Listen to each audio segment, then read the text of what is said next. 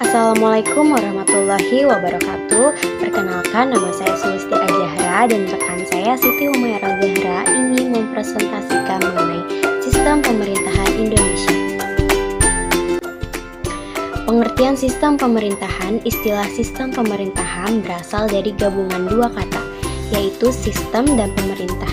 Kata sistem merupakan terjemahan dari bahasa Inggris, yang berarti susunan, tatanan, jaringan, atau cara. Maka dalam arti luas, pemerintahan adalah perbuatan memerintah yang dilakukan oleh badan-badan legislatif, eksekutif, dan yudikatif di suatu negara dalam rangka mencapai tujuan penyelenggaraan negara.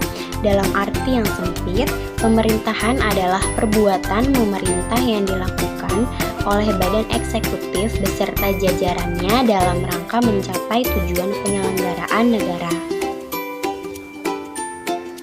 Pelaksanaan sistem pemerintah negara Indonesia. Sistem pemerintah negara Indonesia dibagi kurun waktu sebagai berikut. Sistem pemerintahan kurun waktu 1945 sampai 1949. Sistem pemerintahan presidensial dan parlementer. Sistem pemerintahan kurun waktu 1949 sampai 1950, yaitu sistem pemerintahan parlementer. Sistem pemerintahan kurun waktu 1950 sampai 1959, sistem pemerintahan parlementer. Sistem pemerintahan kurun waktu 1959 sampai 1966, sistem pemerintahan presidensial. Sistem pemerintahan kurun waktu 1966 sampai 1998, sistem pemerintahan presidensial. Sistem pemerintahan kurun waktu 1998 sampai sekarang, yaitu sistem pemerintahan presidensial. Selanjutnya, kekuasaan dalam suatu negara menurut Montesquieu diklarifikasikan menjadi 3 komponen tersebut secara garis besar meliputi lembaga eksekutif, legislatif, dan yudikatif. Jadi, sistem pemerintahan negara menggambarkan adanya lembaga-lembaga negara, hubungan antar lembaga negara, dan bekerjanya lembaga negara dalam mencapai tujuan pemerintah negara yang bersangkutan. Yaitu pertama ada eksekutif, yang berarti kekuasaan menjalankan undang-undang atau kekuasaan menjalankan pemerintah. Yang kedua legislatif, yang berarti kekuasaan membentuk undang-undang. Yang ketiga ada yudikatif, yang berarti kekuasaan mengadili terhadap pelanggaran atas undang-undang. Selanjutnya yaitu sistem pemerintahan negara Indonesia berdasarkan Undang-Undang Dasar 1945 sebelum diamandemen.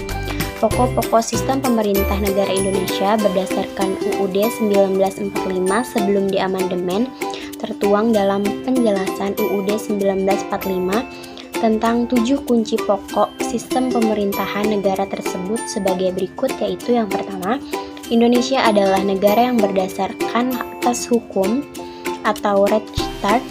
Yang kedua, sistem konstitusional.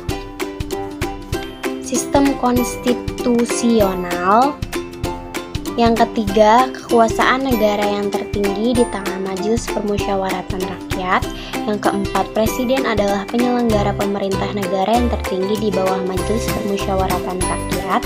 Yang kelima, presiden tidak bertanggung jawab kepada Dewan Perwakilan Rakyat. Yang keenam, menteri negara ialah pembantu presiden. Menteri negara tidak bertanggung jawab kepada Dewan Perwakilan Rakyat. Yang ketujuh, kekuasaan kepala negara tak terbatas. Selanjutnya akan disampaikan oleh Saudari Siti Humairah Zahra. Disilahkan. Selanjutnya saya akan menjelaskan mengenai memasuki masa reformasi ini. Bangsa Indonesia bertekad untuk menciptakan sistem pemerintahan yang demokratis. Untuk itu perlu disusun pemerintahan yang konstitusional atau pemerintahan yang berdasarkan pada konstitusi. Pemerintahan konstitusional bercirikan bahwa konstitusi negara itu berisi yang pertama adanya pembatasan kekuasaan pemerintahan atau eksekusi, kemudian yang kedua adanya jaminan atas hak asasi manusia dan hak-hak warga negara. Kemudian kita akan membahas mengenai sistem pemerintahan negara Indonesia berdasarkan UUD 1945 setelah diamandemen. Sekarang ini sistem pemerintahan di Indonesia masih dalam masa transisi sebelum diberlakukannya sistem pemerintahan baru berdasarkan UUD 1945 hasil amandemen keempat tahun 2002. Sistem pemerintahan Indonesia masih mendasarkan pada UUD 1945 dengan beberapa perubahan seiring dengan adanya transisi menuju sistem pemerintahan yang baru. Sistem pemerintahan baru ini diharapkan berjalan mulai dari tahun 2004 setelah dilakukannya pemilu 2004. Kemudian slide selanjutnya yaitu membahas pokok-pokok sistem pemerintahan Indonesia adalah sebagai berikut. Yang pertama yaitu bentuk negara kesatuan dengan prinsip otonomi daerah yang luas. Wilayah negara terbagi dalam beberapa provinsi. Kemudian yang kedua yaitu bentuk pemerintahan adalah republik, sedangkan sistem pemerintahan presidensial. Kemudian yang ketiga yaitu presiden adalah kepala negara dan sekaligus kepala pemerintahan. Presiden dan wakil presiden dipilih secara langsung oleh rakyat dalam satu paket. Kemudian yang keempat, kabinet atau menteri diangkat oleh presiden dan bertanggung jawab kepada presiden.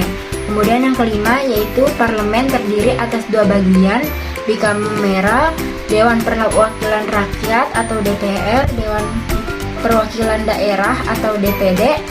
Para anggota negara merupakan anggota MPR. DPR memiliki kekuasaan legislatif dan kekuasaan menguasai jalannya pemerintahan. Kemudian yang keenam yaitu kekuasaan yudikatif dijalankan oleh Mahkamah Agung dan badan peradilan di bawahnya.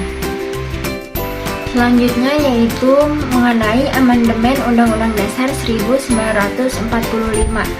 Yang pertama ada amandemen pertama pada tanggal 19 Oktober 1999, amandemen kedua pada tanggal 18 Agustus tahun 2000, yang ketiga yaitu amandemen ketiga pada tanggal 10 November tahun 2001, kemudian amandemen keempat yaitu pada tanggal 10 Agustus tahun 2002. Kemudian slide selanjutnya kita membahas mengenai sistem pemerintahan Indonesia dari masa ke masa. Secara garis besar sejarah Indonesia terbagi atas 3 masa yaitu masa Orde Lama, masa Orde Baru, dan masa Reformasi. Selanjutnya kita akan membahas satu persatu mengenai sejarah Indonesia yang terbagi atas 3 masa. Yang pertama kita akan membahas mengenai sistem pemerintahan Indonesia pada masa Orde Lama. Masa pemerintahan Orde Lama berjalan dari tahun 1945 sampai tahun 1968 di bawah kepemimpinan Presiden Soekarno. Penyebutan masa Orde Lama merupakan istilah yang diciptakan pada masa Orde Baru. Sebenarnya Soekarno tidak begitu menyukai istilah Orde Lama. Ia lebih suka menyebut masa kepemimpinannya dengan istilah Orde Revolusi. Pada tanggal 18 Agustus 1945, Indonesia mengesahkan Undang-Undang Dasar 1945 sebagai dasar negara. Sebenarnya di bawah Undang-Undang Dasar 1945 telah tercantum bahwa Indonesia menggunakan sistem pemerintahan presidensial. Selanjutnya kita akan membahas mengenai sistem pemerintahan pada masa Orde Baru.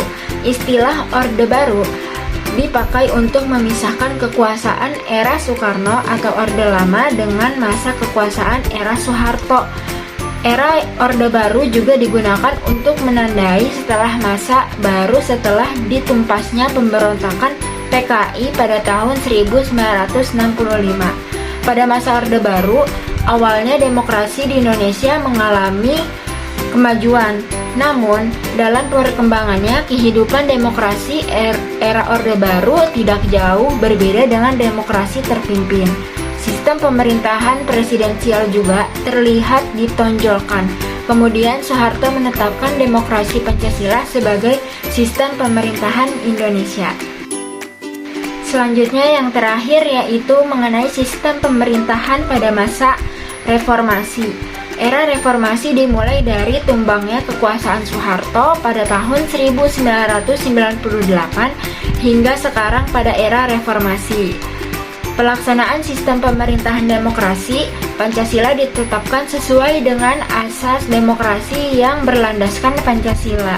Pada era ini, pemerintahan memberikan ruang gerak kepada partai politik dan DPR untuk turut serta mengawasi pemerintahan secara kritis. Sekian presentasi dari kelompok kami. Mohon maaf jika banyak kekurangan. Wassalamualaikum warahmatullahi wabarakatuh.